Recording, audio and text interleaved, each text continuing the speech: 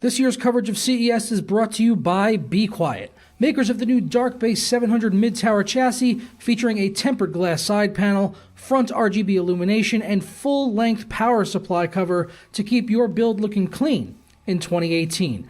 And also special thanks to Acer for providing out their new Triton 700 laptop, which I recently covered on the channel, which I'm going to be using to edit all of my videos here from CES 2018. Click the link in the description below to learn more.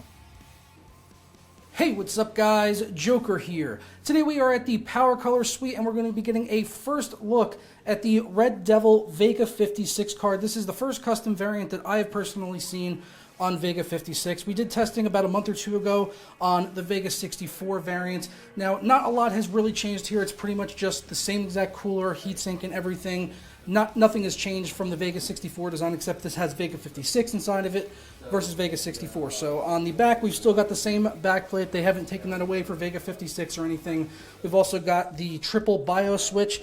That is making a return on the card as well, which is going to be good if you do want to do any BIOS flashing or if you're a miner, which is probably going to be the unfortunate end of these cards anyways, that they're only going to be available to miners because they're the ones that are going to pay extra for them, with these things going for around $800 to $900 right now on third-party sellers for Vega 56 cards, which in terms of performance should be around $400 to $450 to compete with 1070 and 1070 Ti.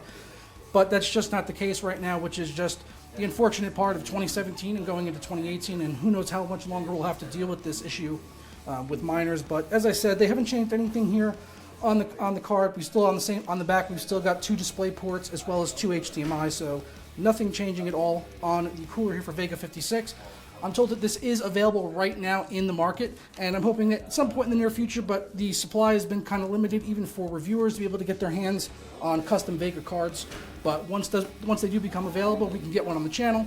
We will certainly do some testing and see how custom Vega 56 stacks up in the marketplace. But I'm going to go ahead and get on out of here, guys. Please let me know your thoughts down in the comments below on the custom Vega 56 card if you'll be picking one up. And if you enjoyed the video, leave a like on it down below and subscribe if you're not already. Catch you guys for more CES coverage later in the week. It's all right.